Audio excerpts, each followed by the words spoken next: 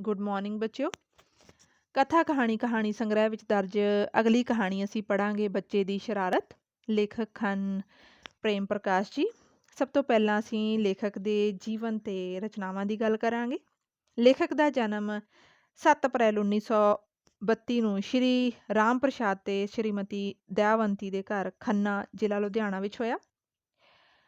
ਬੱਚਿਓ, ਉਹਨਾਂ ਨੇ 10 ਕੁ ਸਾਲ ਸਕੂਲ ਅਧਿਆਪਕ ਵਜੋਂ ਨੌਕਰੀ ਕੀਤੀ ਹੈ ਅਤੇ ਉਸ ਤੋਂ ਬਾਅਦ ਉਹਨਾਂ ਨੇ ਅਖਬਾਰਾਂ ਦੇ ਵਿੱਚ ਕੰਮ ਕਰਨਾ ਸ਼ੁਰੂ ਕੀਤਾ। ਪਹਿਲਾਂ ਉਹ ਉਰਦੂ ਅਖਬਾਰ ਮਿਲਾਪ ਦੇ ਵਿੱਚ ਕੰਮ ਕਰਦੇ ਆ ਅਤੇ ਫਿਰ ਹਿੰਦ ਸਮਾਚਾਰ ਵਿੱਚ। 1990 ਵਿੱਚ ਪੱਤਰਕਾਰੀ ਦੇ ਕਿੱਤੇ ਤੋਂ ਹੀ ਉਹ ਸੇਵਾ ਮੁਕਤ ਵੀ ਹੋਏ। ਬੱਚਿਓ, ਪ੍ਰੇਮ ਪ੍ਰਕਾਸ਼ ਜੀ ਮੁੱਖ ਰੂਪ ਦੇ ਵਿੱਚ ਕਹਾਣੀਕਾਰ ਹੈ, ਪਰ ਉਹਨਾਂ ਦਾ ਇੱਕ ਨਾਵਲ ਅਤੇ ਸਵੈ ਜੀਵਨੀ ਵੀ ਮਿਲਦੇ ਆ। ਨਾਵਲ ਹੈ ਉਹਨਾਂ ਦਾ ਦਸਤਾਵੇਜ਼ ਅਤੇ ਸਵੈ ਜੀਵਨੀ ਹੈ ਬੰਦੇ ਅੰਦਰ ਬੰਦੇ। ਇਸ ਤੋਂ ਬਿਨਾਂ ਉਹਨਾਂ ਦੀਆਂ ਕੁਝ ਰਚਨਾਵਾਂ ਇਸ ਤਰ੍ਹਾਂ ਹਨ: ਨਮਾਜ਼ੀ, ਮੁਕਤੀ, ਸਵੇਤਾਂਬਰ ਨੇ ਕਿਹਾ ਸੀ, ਪ੍ਰੇਮ ਕਹਾਣੀਆਂ, ਕੁਝ ਅਣਕਿਹਾ ਵੀ, ਰੰਗ ਤੇ ਭਿਕਸ਼ੂ, ਸੁਣਦਾ ਖਲੀਫਾ। 1970 ਦੇ ਵਿੱਚ ਲਕੀਰ ਨਾਂ ਦਾ ਸਾਹਿਤਕ ਪਰਚਾ ਵੀ ਉਹਨਾਂ ਦਾ ਸੰਪਾਦਿਤ ਹੋਇਆ। ਸੋ ਬੱਚਿਓ, ਲੇਖਕ ਦੇ ਕੋਲ ਸਾਹਿਤ ਦੇ ਖੇਤਰ ਦਾ ਕਾਫੀ ਅਨੁਭਵ ਹੈ। ਅਖਬਾਰਾਂ ਦੇ ਵਿੱਚ ਕੰਮ ਕਰਨ ਕਰਕੇ ਵੀ ਉਹਨਾਂ ਦਾ ਦਾਇਰਾ ਕਾਫੀ ਵਿਕਸਿਤ ਹੈ। ਸੋ ਅੱਜ ਅਸੀਂ ਪੜ੍ਹਾਂਗੇ ਕਹਾਣੀ ਬੱਚੇ ਦੀ ਸ਼ਰਾਰਤ, ਜਿਹਦੇ ਵਿੱਚ ਲੇਖਕ ਨੇ ਔਰਤ ਮਨ ਦੇ ਵੇਗਾਂ ਨੂੰ ਜਾਂ ਭਟਕਣਾ ਨੂੰ, ਗੁੱਸੇ ਨੂੰ, ਈਰਖਾ ਨੂੰ, ਸਾੜੇ ਨੂੰ ਜਾਂ ਹਉਮੈ ਨੂੰ ਬਹੁਤ ਵਧੀਆ ਤਰੀਕੇ ਨਾਲ ਪੇਸ਼ ਕੀਤਾ। ਬੱਚਿਓ, ਪ੍ਰੇਮ ਪ੍ਰਕਾਸ਼ ਜੀ ਆਪਣੀਆਂ ਕਹਾਣੀਆਂ ਦੇ ਵਿੱਚ ਆਧੁਨਿਕ ਮਨੁੱਖ ਦੇ ਨਵੇਂ ਦਵੰਦਾਂ ਅਤੇ ਨਿਆਰੇ ਸਰੋਕਾਰਾਂ ਨੂੰ ਪੇਸ਼ ਕਰਦੇ ਆ। ਉਹਨਾਂ ਦੇ ਵਿੱਚੋਂ ਇੱਕ ਕਹਾਣੀ ਉਹਨਾਂ ਦੀ ਇਹ ਵੀ ਹੈ, ਜਿਹਦੇ ਵਿੱਚ ਪ੍ਰੋਫੈਸਰ ਸੂਰੀ, ਜੋ ਕਿ ਇਸ ਕਹਾਣੀ ਦੀ ਮੁੱਖ ਪਾਤਰ ਹੈ, ਦੇ ਮਾਧਿਅਮ ਦੇ ਨਾਲ ਕਹਾਣੀਕਾਰ ਨੇ ਮਨੁੱਖ ਨੂੰ ਆਪਣੇ ਅੰਦਰ ਝਾਤੀ ਮਾਰਨ ਦੇ ਲਈ ਵੀ ਕਿਹਾ ਹੈ। ਸੋ ਦੇਖਦੇ ਹਾਂ ਕੀ ਕਹਿੰਦੀ ਹੈ ਕਹਾਣੀ। ਇਸ ਕਹਾਣੀ ਦੇ ਵਿੱਚ ਇੱਕ ਚਿੱਠੀ ਦੇ ਦੁਆਲੇ ਹੀ ਇਹ ਸਾਰੀ ਕਹਾਣੀ ਘੁੰਮਦੀ ਹੈ, ਜੋ ਕਿ ਪ੍ਰੋਫੈਸਰ ਸੂਰੀ ਨੂੰ ਕਿਸੇ ਨੇ ਲਿਖੀ ਹੈ। ਪੜ੍ਹਦੇ ਹਾਂ ਕੌਣ ਹੈ ਇਹ ਲਿਖਣ ਵਾਲਾ ਚਿੱਠੀ ਅਤੇ ਕੀ ਹੈ ਉਸ ਚਿੱਠੀ ਦੇ ਵਿੱਚ, ਜੋ ਕਿ ਇਸ ਕਹਾਣੀ ਦੀ ਮੁੱਖ ਪਾਤਰ ਨੂੰ ਵਿਅੰਗ ਦਾ ਪਾਤਰ ਵੀ ਬਣਾ ਦਿੰਦੀ ਹੈ। ਕੀ ਕਹਿੰਦਾ ਹੈ ਲੇਖਕ? ਯੂਨੀਵਰਸਿਟੀ ਦੇ ਚਪੜਾਸੀ ਨੇ ਜਦ ਪ੍ਰੋਫੈਸਰ ਇੰਦਰਾ ਸੂਰੀ ਨੂੰ ਚਿੱਠੀ ਲਿਆ ਕੇ ਦਿੱਤੀ ਤਾਂ ਉਹਦਾ ਪੀਰੀਅਡ ਲੱਗਣ ਵਾਲਾ ਸੀ। ਉਹਨੇ ਕਾਹਲ ਨਾਲ ਇਨਲੈਂਡ ਖੋਲ੍ਹਿਆ, ਪੜ੍ਹਿਆ, ਪਰਸ 'ਚ ਪਾਇਆ ਅਤੇ ਕਲਾਸਰੂਮ 'ਚ ਚਲੀ ਗਈ। ਮਹਾਰਾਜਾ ਰਣਜੀਤ ਸਿੰਘ ਦੇ ਟੈਕਸਟ ਢਾਂਚੇ ਬਾਰੇ ਦੱਸਦਿਆਂ ਉਹਨੂੰ ਲੱਗਿਆ ਕਿ ਉਹ ਜਿਹੜੇ ਹਵਾਲੇ ਦੇ ਰਹੀ ਹੈ ਉਹ ਠੀਕ ਨਹੀਂ। ਉਹ ਦੋ ਲੇਖਕਾਂ ਦੇ ਹਵਾਲੇ ਇੱਕ ਦੂਜੇ ਦੇ ਨਾਂ ਲਾ ਰਹੀ ਹੈ। ਹੁਣ ਪਤਾ ਨਹੀਂ ਉਸ ਚਿੱਠੀ ਵਿੱਚ ਕੀ ਹੈ ਐਸਾ ਕਿ ਮਿਸਿਜ਼ ਸੂਰੀ, ਪ੍ਰੋਫੈਸਰ ਸੂਰੀ ਜੋ ਪੜ੍ਹਾ ਰਹੀ ਹੈ, ਉਹਨੂੰ ਉਲਟ ਪੁਲਟ ਕਰੀ ਜਾ ਰਹੀ ਹੈ। ਦੋ ਹਵਾਲੇ ਉਹਨੂੰ ਸਮਝ ਨਹੀਂ ਲੱਗ ਰਿਹਾ ਮੈਂ ਕਿਹੜਾ ਹਵਾਲਾ ਦੇ ਰਹੀ ਹਾਂ। ਉਹਦਾ ਧਿਆਨ ਚਿੱਠੀ ਵਿੱਚ ਸੀ, ਜਿਹਨੂੰ ਪੜ੍ਹ ਕੇ ਪਤਾ ਨਹੀਂ ਸੀ ਲੱਗਾ ਕਿ ਕਿਹਨੇ ਲਿਖੀ ਹੈ। ਉਹਨੂੰ ਜਦੋਂ ਪ੍ਰੋਫੈਸਰ ਸਿੱਧੂ ਦੀ ਕੀਤੀ ਟੀਚਰ ਯਾਦ ਆ ਗਈ। ਇਸ ਉਮਰ 'ਚ ਨਾ ਕੀ ਘਟਨਾਵਾਂ ਵੀ ਭੁੱਲਣ ਲੱਗ ਪੈਂਦੀਆਂ ਨੇ ਅਤੇ ਅਖੀਰ ਇਹ ਹੁੰਦਾ ਹੈ ਕਿ ਆਪਣੀ ਜ਼ਿੰਦਗੀ ਦੀ ਕੋਈ ਘਟਨਾ ਯਾਦ ਕਰਨ ਲਈ ਡਾਇਰੀ ਦੇਖਣੀ ਪੈਂਦੀ ਹੈ। ਵਿਦਿਆਰਥੀਆਂ ਨੂੰ ਬਸ 2 ਮਿੰਟ ਆਖ ਕੇ ਉਹ ਆਪਣੇ ਕਮਰੇ ਵਿੱਚ ਚਲੀ ਗਈ। ਗਰਮੀ ਨਹੀਂ ਸੀ, ਪਰ ਉਹਨੂੰ ਪਸੀਨਾ ਆ ਰਿਹਾ ਸੀ। ਉਹਨੇ ਬਿਨਾਂ ਪਿਆਸ ਪਾਣੀ ਪੀਤਾ, ਪਰਸ 'ਚੋਂ ਕੱਢ ਕੇ ਚਿੱਠੀ ਪੜ੍ਹੀ, ਮੁਸਕਰਾਈ ਅਤੇ ਚਿੱਠੀ ਪਰਸ 'ਚ ਰੱਖ ਕੇ ਫਿਰ ਕਲਾਸਰੂਮ ਦੇ ਵਿੱਚ ਚਲੀ ਗਈ। ਹੁਣ ਚਿੱਠੀ ਪੜ੍ਹਨ ਤੋਂ ਬਾਅਦ ਜਦੋਂ ਦੀ ਉਹਨੂੰ ਮਿਲੀ ਹੈ, ਉਹਨੂੰ ਘਬਰਾਹਟ ਤਾਂ ਜ਼ਰੂਰ ਹੋ ਰਹੀ ਹੈ, ਪਰ ਚਿੱਠੀ ਵਿੱਚ ਇੰਨਾ ਵੀ ਕੁਛ ਬੁਰਾ ਨਹੀਂ ਹੈ, ਇਸੇ ਕਰਕੇ ਤਾਂ ਉਹ ਮੁਸਕਰਾਈ। ਚਲੋ ਪੜ੍ਹਦੇ ਹਾਂ। ਘਰ ਆ ਕੇ ਉਹਨੇ ਕੱਪੜੇ ਬਦਲੇ ਅਤੇ ਆਪਣੇ ਰੂਮ 'ਚ ਬਹਿ ਕੇ ਇੱਕ ਵਾਰ ਫਿਰ ਚਿੱਠੀ ਪੂਰੀ ਤਸੱਲੀ ਨਾਲ ਪੜ੍ਹੀ। ਸੋਚਦੀ ਰਹੀ, ਲਿਖਣ ਵਾਲਾ ਕੌਣ ਹੋ ਸਕਦਾ ਹੈ। ਚਿੱਠੀ ਡਾਇਰੀ 'ਚ ਰੱਖ ਕੇ ਸੋਚਦੀ ਉਹ ਖਾਣੇ ਦੀ ਤਿਆਰੀ ਕਰਦੀ ਰਹੀ। ਫਾਈਨਲ 'ਚ ਪੜ੍ਹਦੀ ਬੇਟੀ ਅਤੇ ਪ੍ਰੈਪ 'ਚ ਪੜ੍ਹਦਾ ਬੇਟਾ ਅਤੇ ਪਤੀ ਪ੍ਰੋਫੈਸਰ ਸੂਰੀ ਖਾਣੇ ਦੀ ਉਡੀਕ 'ਚ ਸਨ। ਬੇਟੇ ਕੋਲੋਂ ਰਾਇਤਾ ਡੁੱਲ ਗਿਆ ਤਾਂ ਪ੍ਰੋਫੈਸਰ ਸੂਰੀ ਖਿਝ ਗਏ। ਉਹਨਾਂ ਬੇਟੇ ਨੂੰ ਡਾਂਟਿਆ ਤਾਂ ਮਾਂ ਨੇ ਖਿਝ ਕੇ ਪਿਓ ਵੱਲ ਤੱਕਿਆ। ਪਿਓ ਨੇ ਨਜ਼ਰ ਨੀਵੀਂ ਕਰ ਲਈ। ਸੋ ਪ੍ਰੋਫੈਸਰ ਸੂਰੀ ਦਾ ਪਤੀ ਦੇ ਉੱਤੇ ਰੋਹਬ ਹੈ, ਇਸੇ ਕਰਕੇ ਤਾਂ ਪ੍ਰੋਫੈਸਰ ਸੂਰੀ ਦਾ ਪਤੀ ਅੱਖਾਂ ਨੀਵੀਆਂ ਕਰ ਲੈਂਦਾ। ਪਤਨੀ ਦੀ ਖਿਝ ਨੂੰ ਦੇਖ ਕੇ। ਮਾਂ ਮੁਸਕਰਾਈ, ਬੋਲੀ, ਬਸ ਇੰਨੇ 'ਚ ਟੈਂਪਰ ਲੂਜ਼? ਪਰਸੋਂ ਤੁਹਾਡੇ ਕੋਲੋਂ ਜਨਾਬ ਅਚਾਰ ਦਾ ਮਰਤਬਾਨ ਡਿੱਗ ਕੇ ਟੁੱਟ ਗਿਆ ਸੀ।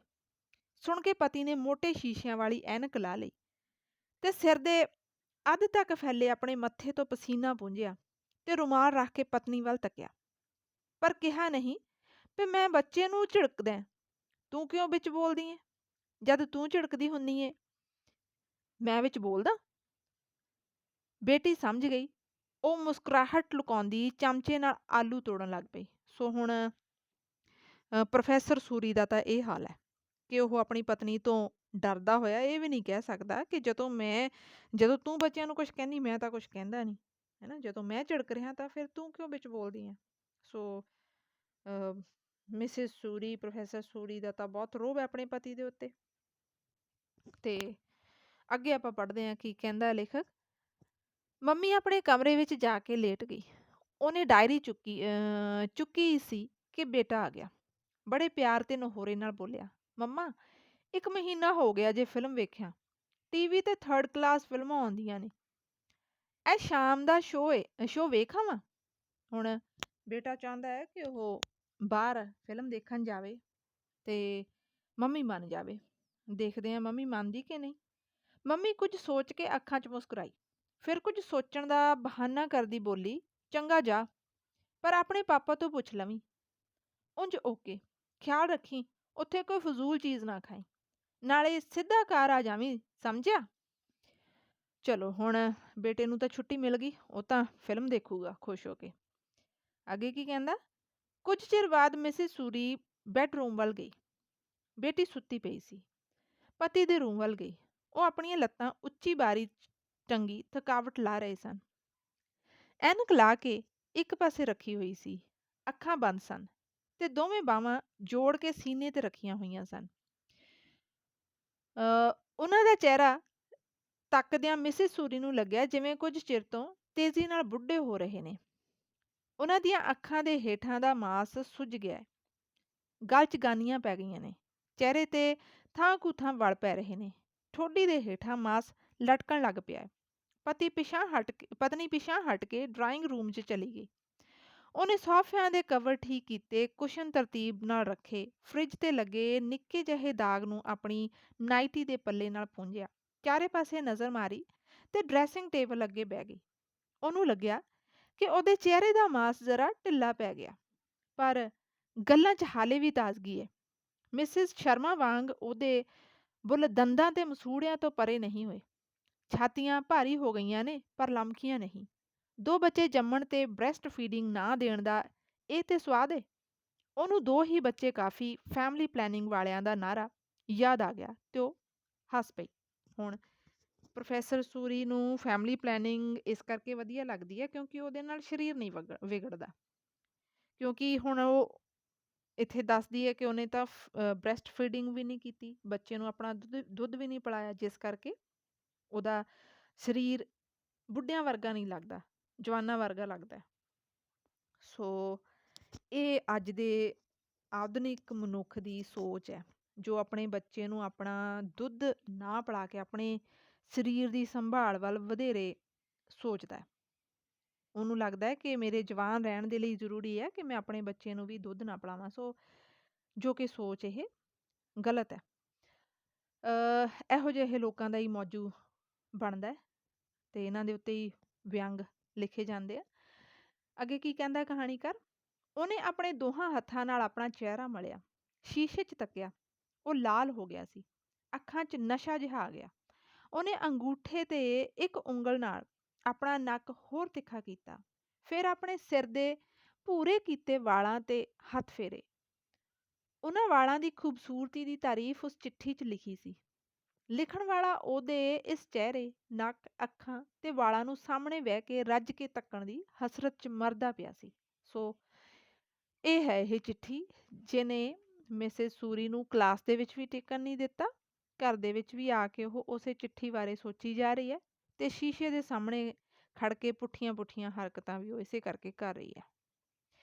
ਅੱਗੇ ਕੀ ਹੁੰਦਾ। ਖਲੋ ਕੇ ਉਹਨੇ ਆਪਣੇ ਸਾਰੇ ਜਿਸਮ ਨੂੰ ਦੇਖਿਆ। ਉਹਦਾ ਦਿਲ ਕੀਤਾ ਉਹ ਕੋਈ ਅਜਿਹੀ ਹਰਕਤ ਕਰੇ ਜਿਹਦੇ ਨਾਲ ਜਵਾਨੀ ਦਾ ਅਹਿਸਾਸ ਹੋ ਸਕੇ। ਬੇਧਿਆਨੀ 'ਚ ਉਹਦੇ ਹੱਥ ਕੰਘੀ ਵੱਲ ਗਏ। ਉਹਨੇ ਵਾਲ ਸਵਾਰੇ। ਲੰਮੇ ਘਣੇ ਭੂਰੇ ਤੇ ਕਾਲੇ ਵਾਲਾਂ ਵਿਚਕਾਰ ਲਿਸ਼ਕਦਾ ਚਿਹਰਾ ਉਹਨੂੰ ਮੋਹ ਰਿਹਾ ਸੀ, ਚਿੱਠੀ ਲਿਖਣ ਵਾਲੇ ਦੀ ਨਜ਼ਰ ਨਾਲ। ਉਹਨਾਂ ਹਲਕਾ ਜਿਹਾ ਮੇਕਅਪ ਕੀਤਾ ਤੇ ਉੱਠ ਕੇ ਆਪਣੇ ਕਮਰੇ 'ਚ ਚਲੀ ਗਈ। ਦੀਵਾਨ 'ਤੇ ਲੇਟਣ ਲੱਗੀ ਤਾਂ ਉਹਦੇ ਮੂੰਹ 'ਚੋਂ ਹੂੰ ਦੀ ਆਵਾਜ਼ ਨਿਕਲ ਗਈ। ਉਹਨੂੰ ਪ੍ਰੋਫੈਸਰ ਸਿੱਧੂ ਦੀ ਆਖੀ ਭੈੜੀ ਜਿਹੀ ਗੱਲ ਫੇਰ ਯਾਦ ਆ ਗਈ। ਜਦ ਸਾਡੇ ਮੂੰਹ 'ਚੋਂ ਅਚਾਨਕ ਰਾਮ, ਓਮ, ਵਾਹਿਗੁਰੂ ਨਿਕਲਣ ਲੱਗੇ ਤਾਂ ਸਮਝੋ ਬੁਢੇਪਾ ਦਸਤਕ ਦੇ ਰਿਹਾ ਹੈ। ਹੁਣ ਇਹ ਸਿੱਧੂ ਪ੍ਰੋਫੈਸਰ ਸੂਰੀ ਦਾ ਦੋਸਤ ਹੈ ਤੇ ਉਹਦੀ ਇਹ ਗੱਲ ਚੇਤੇ ਕਰਕੇ ਉਹਨੂੰ ਇਹ ਲੱਗਦਾ ਹੈ ਕਿ ਉਹ ਤਾਂ ਝੂਠਾ ਹੈ, ਉਹ ਤਾਂ ਗਲਤ ਬੋਲਦਾ ਸੀਗਾ, ਬਕਵਾਸ ਕਰਦਾ ਸਿੱਧੂ। ਸੋਚ ਕੇ ਉਹਨੇ ਅੰਗਰੇਜ਼ੀ ਦਾ ਇੱਕ ਨਾਵਲ ਚੁੱਕਿਆ ਤੇ ਪੜ੍ਹਨ ਦੀ ਕੋਸ਼ਿਸ਼ ਕਰਨ ਲੱਗੀ, ਪਰ ਛੇਤੀ ਹੀ ਉਹਨੂੰ ਨੀਂਦ ਆ ਗਈ। ਗੇਟ ਦੀ ਬੈਲ ਨਾਲ ਜਦ ਉਹਦੀ ਅੱਖ ਖੁੱਲੀ ਤਾਂ ਪ੍ਰੋਫੈਸਰ ਸਿੱਧੂ ਦਰਵਾਜ਼ਾ ਖੋਲੋ ਦਿੱਲੀ ਵਾਲੋ, ਕਿਆ ਦਿਨ ਦਿਹਾੜੇ ਸੋ ਗਏ, ਕਹਿੰਦਾ ਅੰਦਰ ਆ ਰਿਹਾ ਸੀ। ਮਿਸਿਸ ਸੂਰੀ ਨੇ ਇਹ ਸੋਚ ਕੇ ਕਿ ਉਹਦੇ ਪਤੀ ਸੁੱਤੇ ਪਏ ਨੇ ਪ੍ਰੋਫੈਸਰ ਸਿੱਧੂ ਨੂੰ ਆਪਣੇ ਕਮਰੇ 'ਚ ਹੀ ਬਹਾ ਲਿਆ। ਸਿੱਧੂ ਨੇ ਲਤੀਫਾਬਾਜੀ ਸ਼ੁਰੂ ਕੀਤੀ ਤਾਂ ਮਿਸਿਸ ਸੂਰੀ ਉਡੀਕੇ ਕਿ ਉਹ ਕਿਤੇ ਰੁਕੇ ਤਾਂ ਉਹ ਵੀ ਆਪਣੀ ਗੱਲ ਕਰੇ। ਹੁਣ ਸਿੱਧੂ ਬਹੁਤ ਬੋਲਦਾ ਤੇ ਕਿਉਂਕਿ ਉਹਦਾ ਦੋਸਤ ਹੈ, ਉਹ ਆਪਣੇ ਕਮਰੇ ਦੇ ਵਿੱਚ ਉਹਨੂੰ ਬਿਠਾ ਲੈਂਦੀ ਹੈ ਤੇ ਉਹ ਚਾਹੁੰਦੀ ਹੈ ਕਿ ਉਹ ਆਪਣੀਆਂ ਗੱਲਾਂ ਬੰਦ ਕਰੇ ਤੇ ਉਹਦੀ ਸੁਣੇ। ਉਹ ਪ੍ਰੋਫੈਸਰ ਸਿੱਧੂ ਨਾਲ ਕਦੇ ਉਹ ਗੱਲਾਂ ਵੀ ਕਰ ਲੈਂਦੀ ਸੀ ਜਿਹੜੀਆਂ ਉਹ ਆਪਣੇ ਪਤੀ ਨਾਲ ਨਹੀਂ ਸੀ ਕਰਦੀ ਜਾਂ ਕਰਨਾ ਨਹੀਂ ਸੀ ਚਾਹੁੰਦੀ। ਸਿੱਧੂ ਨਾਲ ਦੋ ਗੱਲਾਂ ਕਰਕੇ ਦਿਲ ਤੇ ਦਿਮਾਗ ਤਾਂ ਚੁਸਤ ਜ਼ਰੂਰ ਹੋ ਜਾਂਦੇ ਸੀ। ਸਿੱਧੂ ਨੇ ਫਟਾਫਟ ਉਹਨੂੰ ਦੋ ਚੁਟਕਲੇ ਸੁਣਾ ਦਿੱਤੇ ਜਿਹੜੇ ਉਹਨੇ ਕਿਤੋਂ ਪੜ੍ਹੇ, ਸੁਣੇ ਜਾਂ ਰਾਹ 'ਚ ਆਉਂਦਿਆਂ ਘੜ ਲਏ ਸਨ। ਉਹ ਉਹਨਾਂ 'ਤੇ ਹੱਸੀ ਵੀ। ਹਾਸਾ ਰੁਕਿਆ ਤਾਂ ਉਹਨੇ ਉਹ ਚਿੱਠੀ ਕੱਢ ਕੇ ਸਿੱਧੂ ਅੱਗੇ ਰੱਖਦਿਆਂ ਆਖਿਆ, ਇਹ ਦੇਖੋ ਭਲਾ ਕਿਹਦੀ ਸ਼ਰਾਰਤ ਏ। ਚਿੱਠੀ ਪੜ੍ਹ ਕੇ ਉਹਨੇ ਅੱਖਾਂ ਮਟਕਾਉਂਦਿਆਂ ਕਿਹਾ, ਮੇਰੀ ਤਾਂ ਨਹੀਂ ਹੋ ਸਕਦੀ, ਕਿਉਂਕਿ ਲਿਖਣ ਵਾਲੇ ਨੇ ਹੇਠਾਂ ਲਿਖਿਆ ਹੈ, ਉਹਦਾ ਨਾਂ 4 ਅੱਖਰਾਂ ਨਾਲ ਬਣਦਾ ਏ, ਮੇਰੇ ਨਾਂ 'ਚ ਤਾਂ 5 ਅੱਖਰ ਪੈਂਦੇ ਨੇ। ਸੋ ਹੁਣ ਮਿਸਿਜ਼ ਸੂਰੀ ਪ੍ਰੋਫੈਸਰ ਸਿੱਧੂ ਦੇ ਅੱਗੇ ਉਹ ਚਿੱਠੀ ਰੱਖ ਦਿੰਦੀ ਹੈ ਤੇ ਪਤਾ ਕਰਨਾ ਚਾਹੁੰਦੀ ਹੈ ਕਿ ਉਹ ਸ਼ਰਾਰਤ ਕਿਸਦੀ ਹੋ ਸਕਦੀ ਹੈ। ਸੋ ਹੁਣ ਇੱਥੇ ਪ੍ਰੋਫੈਸਰ ਸਿੱਧੂ ਵੀ ਇਹ ਸਪਸ਼ਟ ਕਰ ਦਿੰਦੇ ਆ ਕਿ ਇਹ ਹਰਕਤ ਉਹਦੀ ਨਹੀਂ ਹੈ, ਕਿਉਂਕਿ ਲਿਖਣ ਵਾਲੇ ਨੇ ਦੱਸਿਆ ਹੈ ਕਿ ਉਹਦਾ ਨਾਂ 4 ਅੱਖਰਾਂ ਦੇ ਨਾਲ ਬਣਦਾ ਹੈ। ਅੱਗੇ ਪੜ੍ਹਦੇ ਹਾਂ ਬੱਚਿਓ ਅਗਲੇ ਭਾਗ ਦੇ ਵਿੱਚ।